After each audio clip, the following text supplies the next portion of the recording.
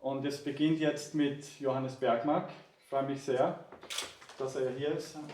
Do you understand German, by the way? A little bit, not so well. Okay, so let's continue in English. He's coming from Stockholm and an expert about the Swedish, I mean for many things, but also for the Swedish Fylkingen scene. And are you still a member or Yes. Yeah, of this Fylkingen musicians and artists collective or network, which has a quite long tradition already since the early 60s? Since, actually from 1933. Oh, okay, he knows better and then he will explain about it now.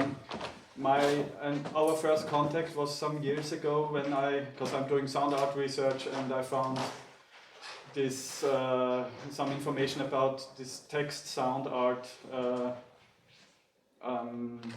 idea and developing interest, which also attracted people like John Cage to come to Fylkingen and so on.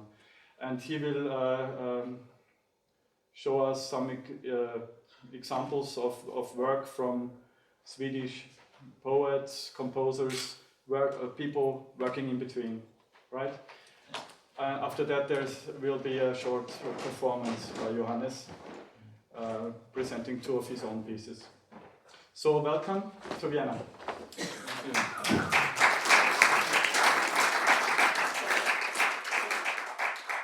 Yes, we already began a little bit with explaining what Fylkingen is. So as I said, when it started in 1933, this makes it probably the longest still living organization for new music in the world. But it was never always, it was never only new music, it was what nobody else did. So the first musicians and composers that formed this organization, they didn't find a place for chamber music, and they didn't find a place for Baroque music. So that was the beginning. And then it went on. It didn't have its own venue. It had concerts in the small hall of the Concerthouse in Stockholm. And but in the 50s, they began to bring in new currents from abroad, and it brought for the first time electronic music, concrete music to Sweden, and collaborated often with the Swedish radio to do that. And in this connection, John Cage, who was not that super famous at the time yet, he came many times and stayed quite a long time in Stockholm and influenced the members a lot. So this change to more radical and experimental music also resulted in a change of venue. They began to make the performances in the Modern Museum, which was newly built from 1959 until 1971, when they finally started their own venue to be able to rehearse and to have their own electronic studio and to have dance performances and so on. But one of the main interests of Fylkingen from the beginning of the experimental time was different forms of intermedia art, new art forms that are developed in between other art forms. And the most prominent one in Fylkingen's case is this text sound composition, which is not literature, it's not music, but it's something between. It draws on both. And it's that's why I wanted to have this man here, because he was like the prelude to this development. This is Öyvind Fahlström. He wrote probably the first manifesto for concrete poetry in the world. I think he claimed it anyway. It was already in 1953. It was published in Swedish only, and it didn't have much effect at all. He didn't even call it a manifesto at the time.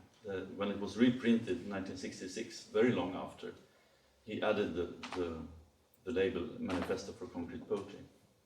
So it was called Petila ragulpur på fotskliaben, which makes no sense in Swedish. It's the Swedish translation of the owl in Winnie the Pooh, who tries to spell happy birthday. And in English, I have this here. The English original is called Hippie Pappy Bdufdde, something like that. Manifesto for Concrete Poetry. And it's a lot of ideas in this manifesto, and so many that it's not able to realize them all. It's not one line, but many different ideas. He himself came from surrealism, actually. He called himself Sweden's only surrealist, or Sweden's first surrealist, which in some sense maybe it's true, but he didn't stick to the original idea of automatism. He broadened the concept into a lot of games, mainly. He was very interested in games, and he used games also in painting. He made game paintings of pieces that could be moved around with magnets and so on. So they're never fixed. And he treated language in this way as well. And he kept the meaning, but he added some very peculiar idea that to change the meanings of words, to signify new meanings to a word that already has a meaning. That's very confusing, but it's typical of him. When it really started, this as some kind of a little movement was 10 years later, 1963, when many things happened at the same time.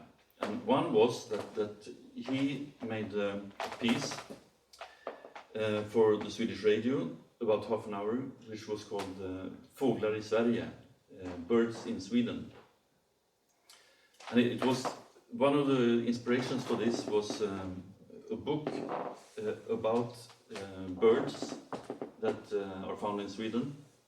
And for the first time, they tried to spell out with words how the birds sounded. So he was really fascinated by that. There are also English versions of this.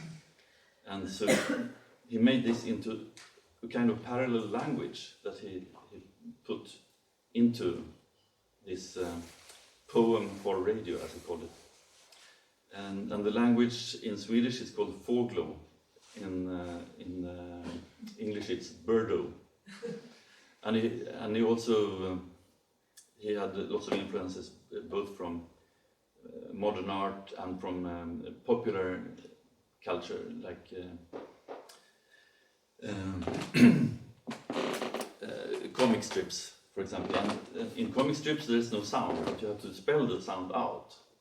And there are so many versions of how sound is spelled.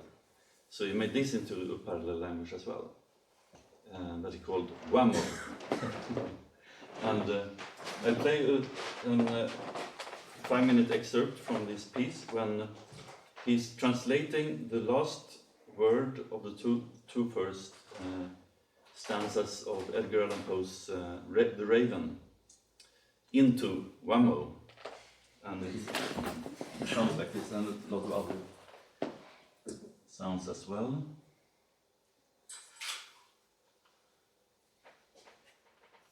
Remember Green munch brew, December, green smink brew, Ember, brew, Floor, Morrow, wow, Borrow, brew, wow, Sorrow, wow, Sorrow, wow, Lenore, click, Lenore, click, Ramo.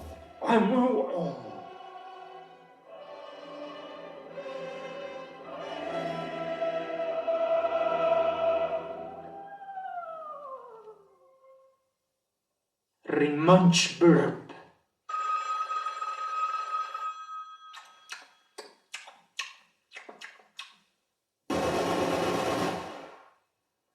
Drink smack burp.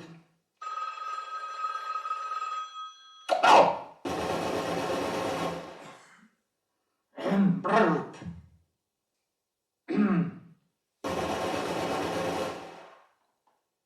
Oh!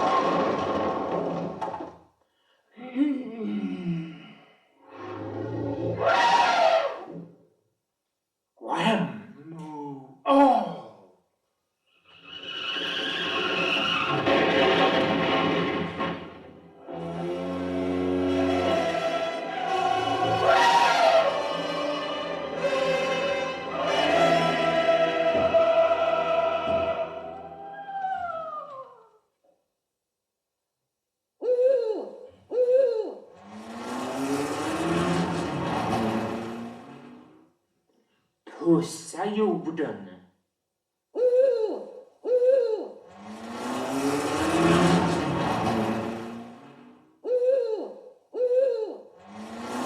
Pussa jorden.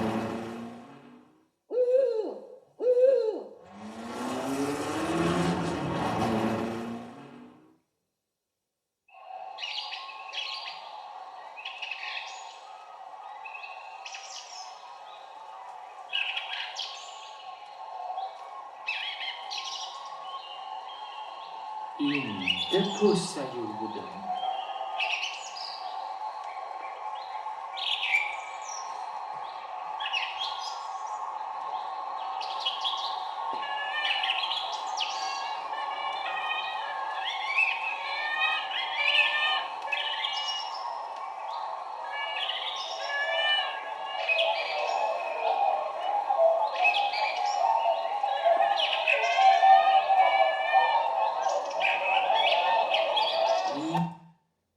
Yes, it's too long to play it all, unfortunately. But the same year, 1963, this man performed, probably for the first time on stage, a concrete poem which was called General Bussig. This is Åke Hodell. He was a military pilot, but during his training he had a terrible accident and he was in hospital for a very long time, and he had nothing to do, so he read poetry and began to be interested in poetry because he realized he couldn't be a pilot again. And he got a mentor, a famous poet called Gunnar Ekelöf, who advised him what to read. And but he got away from that more romantic tradition and started doing what he called concrete poetry. So you see how it is. It's a lot of repetitions. The story is about. It's very often about military, the war, the discipline, and so on. And in this case, it's a soldier called I, with a small letter I, and the general is called General Bussig, or Buddy. Like in this time, they changed the policy in the military that the generals shouldn't be so harsh anymore. They should be like pals, very friendly. So this is General Buddy, but it's still about obeying orders. So in the end, he's smashed, and he says, "I want to obey orders. I want to obey orders. I want to obey orders." I'm not going to play from this. I'm going to play something from a later work, which is also very political.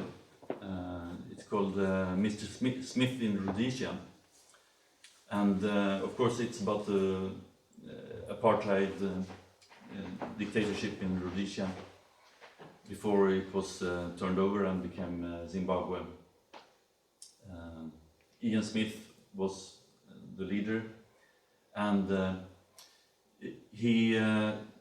it was a collaboration between Fylkingen and the Swedish radio to make this sound piece.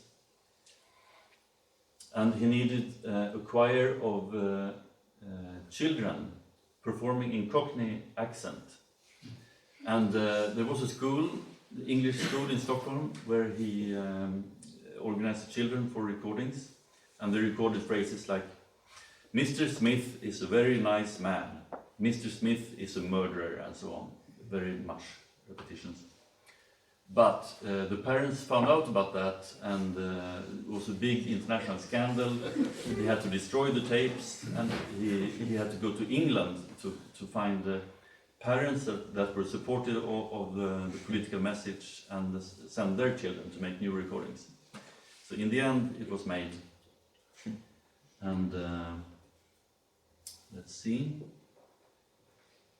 I'll play from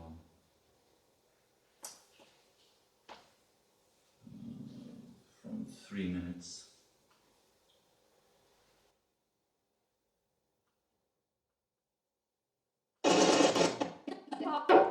Mr. Smith is our friend and father. Mr. Smith is our friend and father. Mr. Smith is a. Mr. Smith is a. Mr. Smith is a. Mr. Smith is a. Good white man. Good white man. Mr. Smith is our friend and father. Mr. Smith is our friend and father. Mr. Smith is our friend and father. Mr. Smith is our friend and father. Mr. Smith is a. Mr. Smith is a. Mr. Smith is a. Mr. Smith is a. Good white man. A good white man. Mr. Smith is our friend and father. Mr. Smith is our friend and father. Mr. Smith is our friend and father. Mr. Smith is our friend and father. Mr. Smith. Mr. Smith. Mr. Smith. Mr. Smith Is a good white man. Is a good white man. Mr. Smith is our friend and father. Mr. Smith is our friend and father. Mr. Smith is our friend and father. Mr. Smith is a murderer. Mr. Smith is a murderer. Is a murderer. The murderer. Murderer. Murderer. White man White man. and father.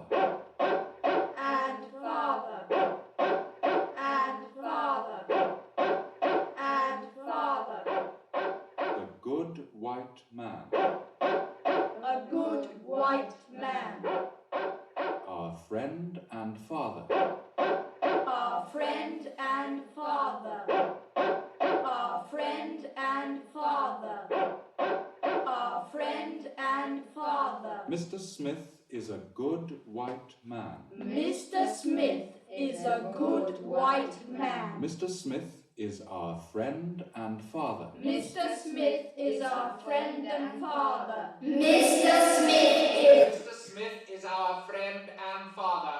Mr. Smith is our friend and father. Mr. Smith is our friend and father. Mr. Smith is our friend and father. Mr. Smith gives us food and clothing. Mr. Smith. Mr. Smith gives us food and clothing. Mr. Smith gives us food and clothing. Mr. Smith gives us food and clothing. Mr. Smith gives us food and clothing. Mr. Smith gives us work and housing. Mr. Smith. Mr. Smith gives us work and housing. Mr. Smith gives us work and housing. Mr. Smith gives us work and housing. Mr. Smith gives us work and housing. God save Rhodesia. God save Zimbabwe. God save Zimbabwe. God save Rhodesia. God save Zimbabwe. God save Rhodesia. God save Rhodesia. God save the tribal trust lands. God save the tribal trust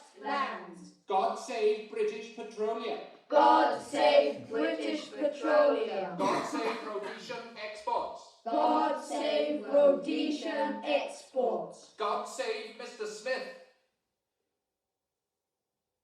God save Mr. Smith. God save Mr. Smith. God save Mr. Smith. Mr. Smith is a murderer.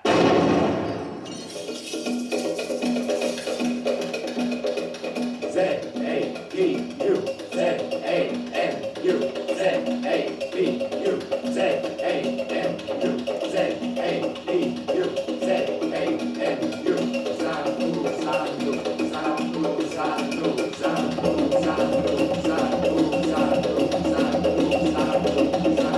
Zanu. God save Mr. Smith. Mr. Smith is a murderer.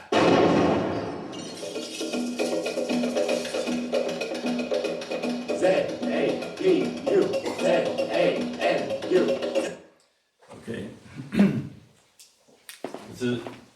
It's a sort of very annoying technique, hypnotic in a way. But soon they formed a group and a lot of activities around this experimental stage poetry. And these are some of the people that belong to this group, Swish, who performed also at the Modern Museum. And Öyvind Fahlström is there, Hodell there, and a lot of other people that I will mention, some of them. And at the same time there was Pistolteatern, a theater where they performed the experimental performances with concrete poetry, and people from Fluxus visited Stockholm. This one to the right is the only Swedish member of Fluxus. No, not him.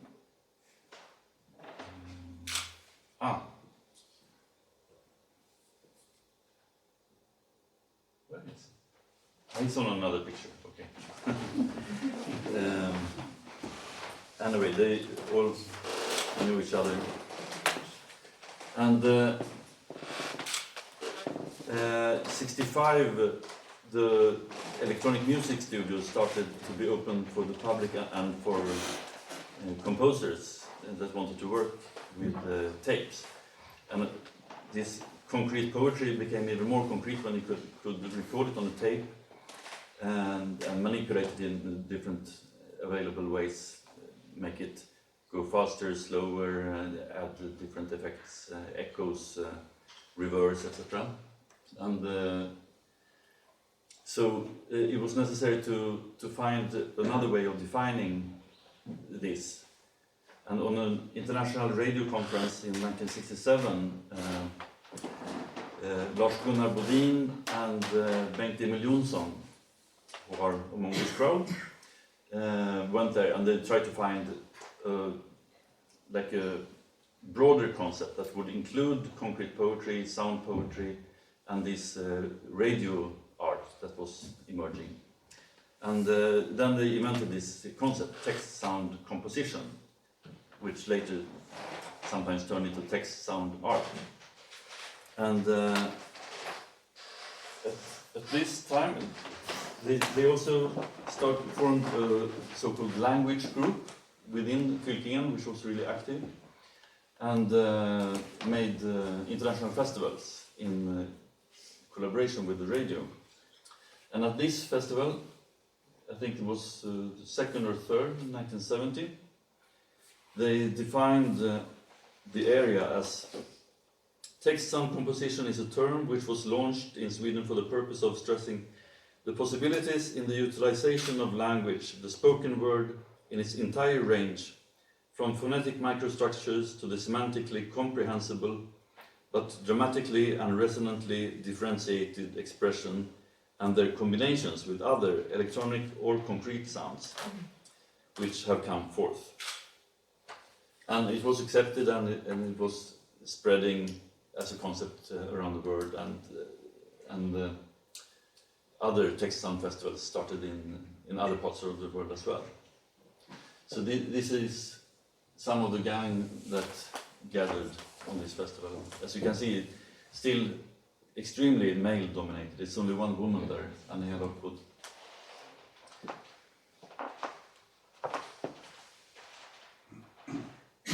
And yeah, some of the most active people in the language group: Sten, Hanson, Lars-Gunnar Bodin, Bengt Emil. Bengt Emil was first chairman, then Sten Hanson. Lars-Gunnar Bodin became the head of the electronic music studio. And both Sten Hanson and Lars-Gunnar Bodin were chairman of Fylkingen. Lars-Gunnar Bodin, Bengt Emil, below, he became producer at the radio and also Indian director of the music department. So they had connections. And here's a picture of Hodell from one of his theater performances. 220 volt Buddha. May I ask something? Yes. Was there a connection with Dick Higgins? Was he also visiting at that time, around the 70s? I don't know if he was visiting, but this concept intermedia comes from him. So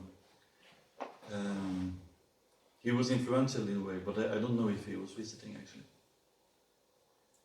I can say another thing that about Öyvind Fahlström that I started with, that he was had a very international scope. He lived in Paris for some time, and especially in New York from the middle of the 60s. And he brought lots of new things to Sweden. He was the first to introduce happening, for example.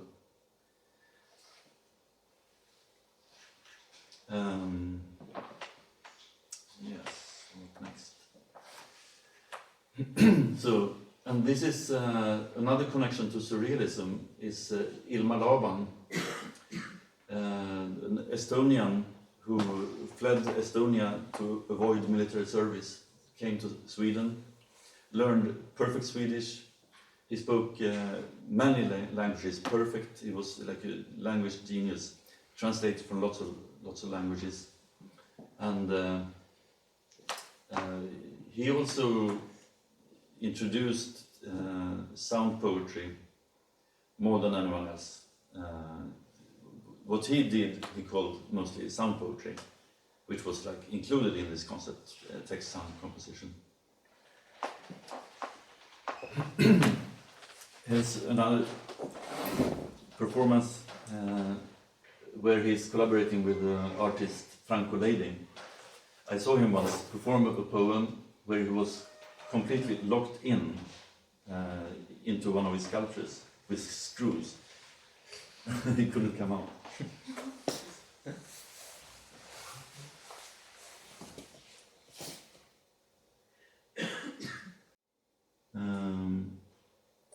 I'll play Partenza, which he recorded on the radio a bit later, because in this you can hear, even though it's Swedish mostly, most of the word, you can quite clearly hear the associations between the sounds, between the words, how they connect, which is typical of him. He doesn't repeat as much as the others. Partenza avfärd, A och O och Ä. Avfärd som avfärdar klotet. Världsklotet, världsklotet med alla dess affärer. Avfärd ut genom den första, den andra, den tredje, den fjärde uppför don.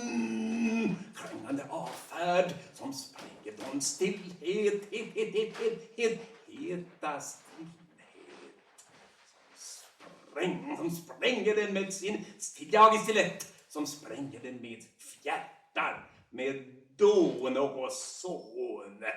Framsprängande i fyrsprång, sprängande i orden, den förgjorda jord, där en lax sakta flaxar, lax, lek, du lax, du som flaggar med fladdrande trasa, trosa, som möter sina faddrar i hela trasa som smäller och slår. En slags partsinlaga. En slagas partsinlaga med hugg och slag inne i snåret fuori dentro fuori la partenza fuori della vertenza verde con occhi rossi ed un orecchio roseo. Alla parecchio bianco e nero di Nerone, Nero, vars blick flaxar bort över Rom, bort över dess romröda rodnad, natt, bort över Roms julekrar, dess järnekar i långa banor, långa lågor, lågt flygande ballonger, ända från Alba Longa, långt borta, irrar ekot av Neros blick, irreparabilis echo och partenza och avfärd. Partitur för avfärd. Tunna smärta, partitur svärtat av smärta, av noter som sjunger och lod som sjunker, läten man ännu minns kvinna och man min. Maybe I should go on because it takes a long time.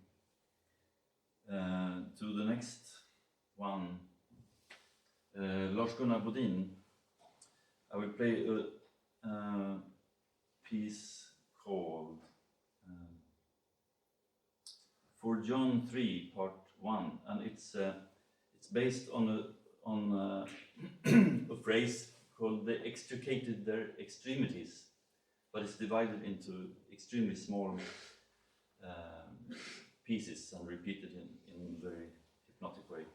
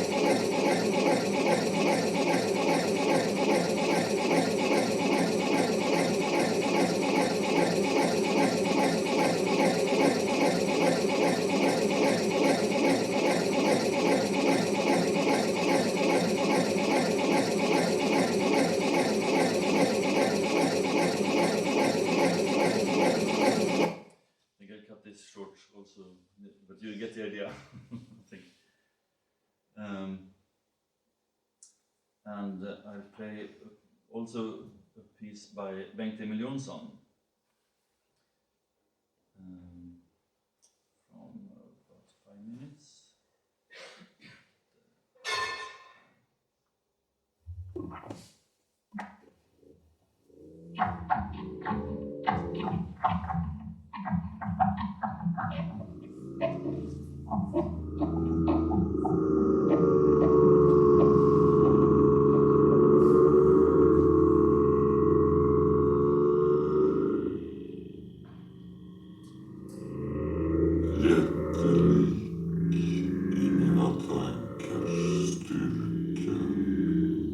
Därför att jag brinner och jag tror. Viska mig kring rusig, snillrik tinning. Du är stor och icke endast skön.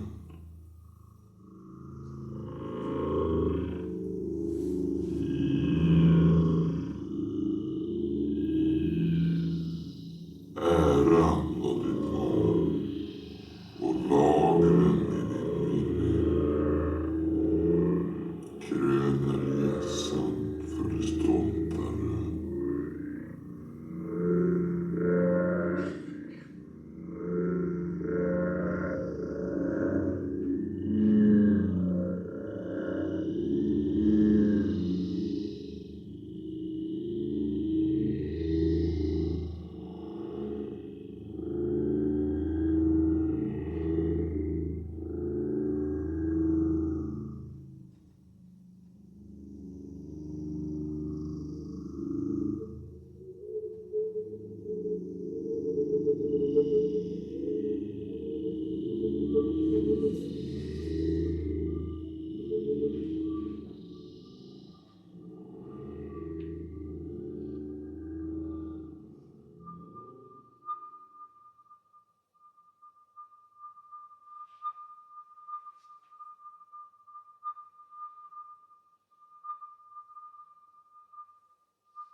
Vårens alla unga tankar sjunga ljuva grönskan.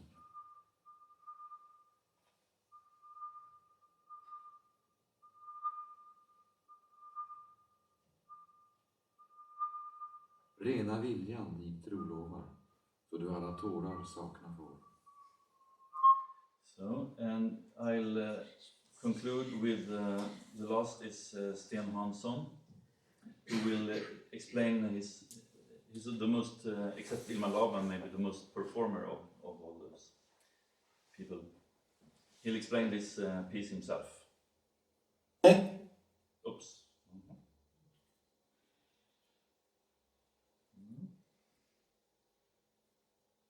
Okay, I have to restart this, it seems.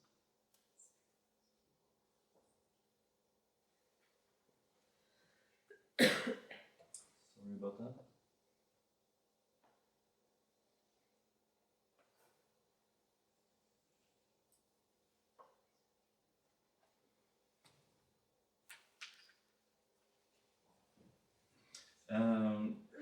While I get contact with the hard drive again, I can say Sten Hanson began to experiment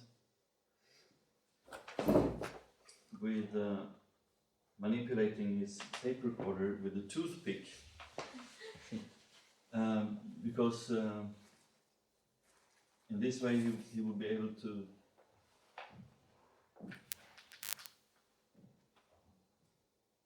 I don't know. It seems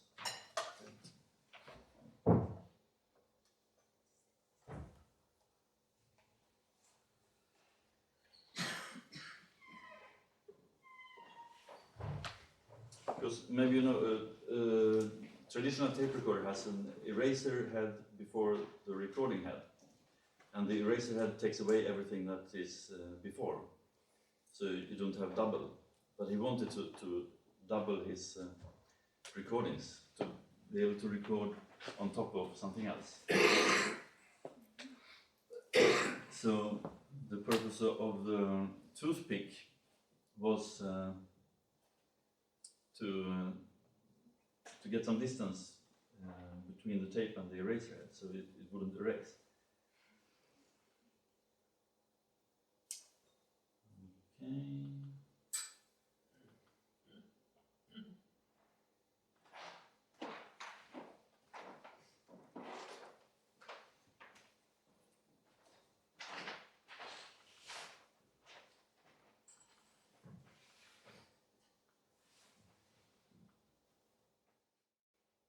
Piece is called the New York Lament, and the idea of the piece came to me in New York on Christmas Day 1980, when the temperature was minus 37 degrees Celsius, and the very, very cold wind came down from the Hudson Bay and swept through the streets of New York. And you could see people crouched behind buildings and looking out to run over the street to take cover behind the next building. And all the franticness and speed that characterized New York living was kind of gone. And the ambience of the city was quite different from the normal one.